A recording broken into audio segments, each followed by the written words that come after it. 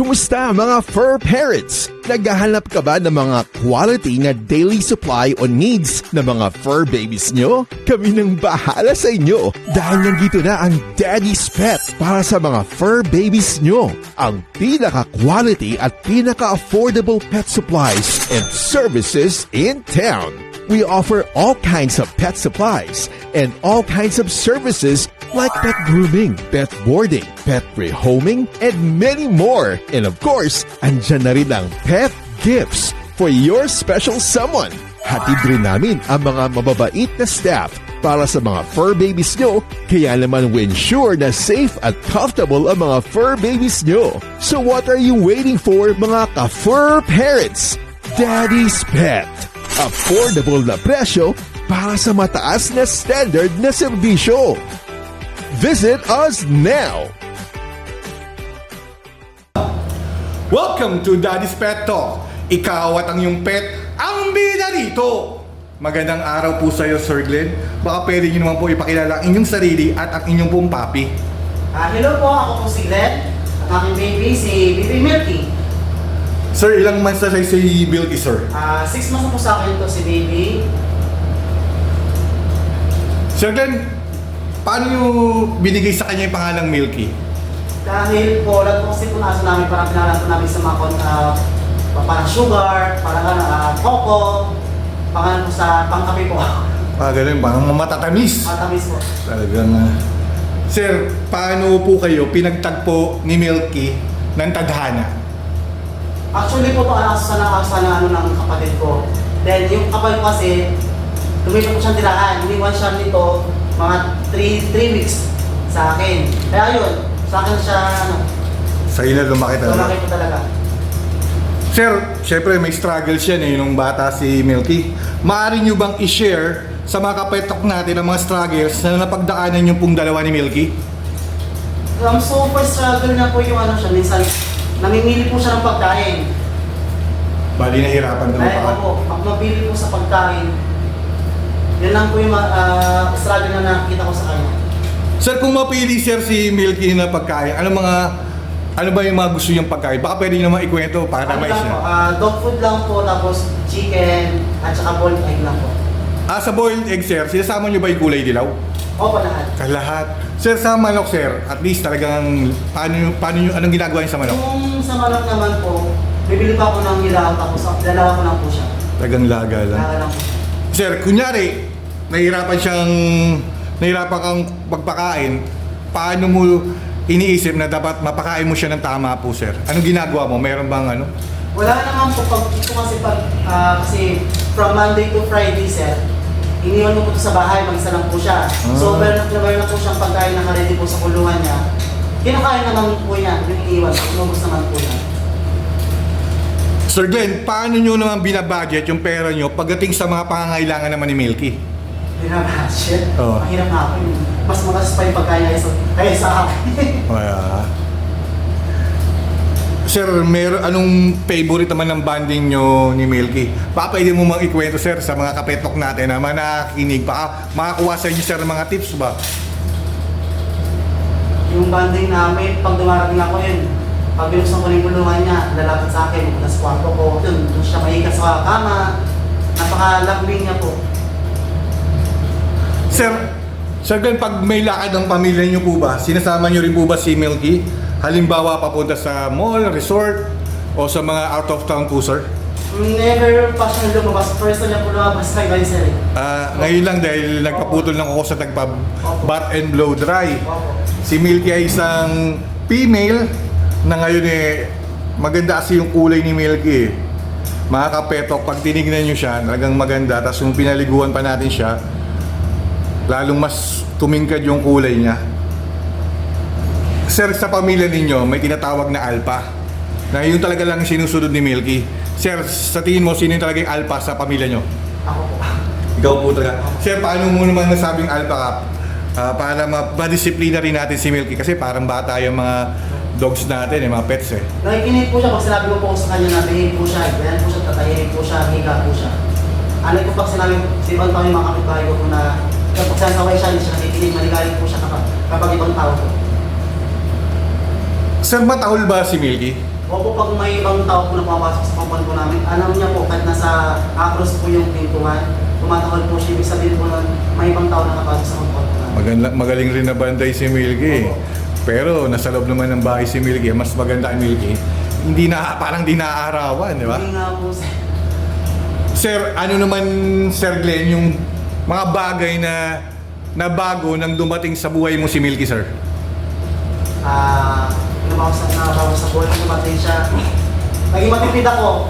Yung bisyo ko po na pang-inom, iniipon ko na lang po yung para sa kanya. Sa pagkain niya po.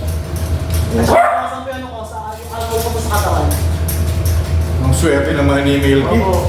Nag-iba dahil sa pagmamahal mo, sir, sa pet mo ngayon, talagang binago niya talaga, sir, yung buhay mo, sir.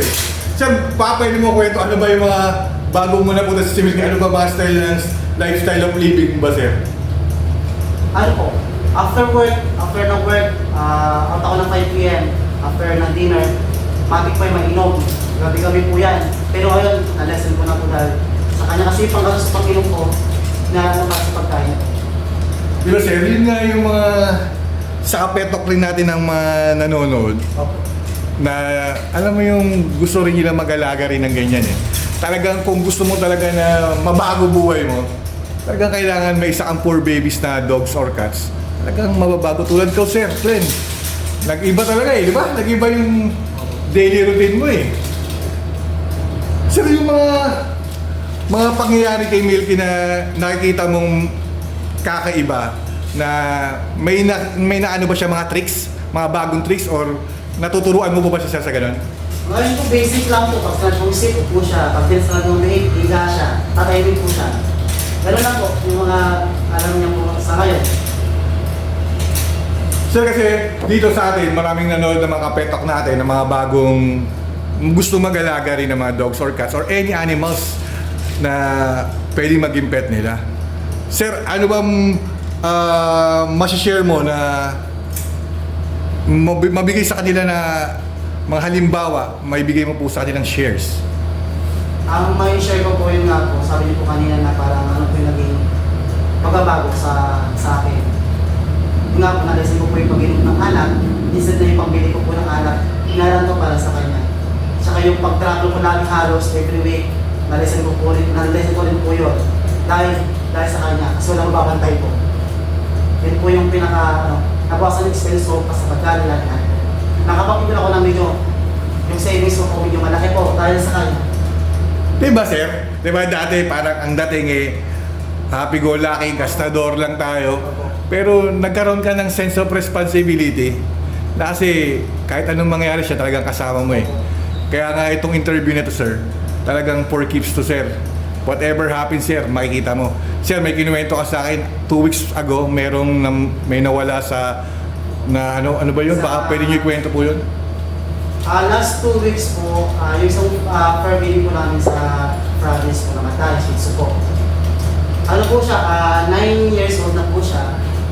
Then, bigla na lang po siya, hindi kumain hanggang sa yun. Pinaklinik po namin siya.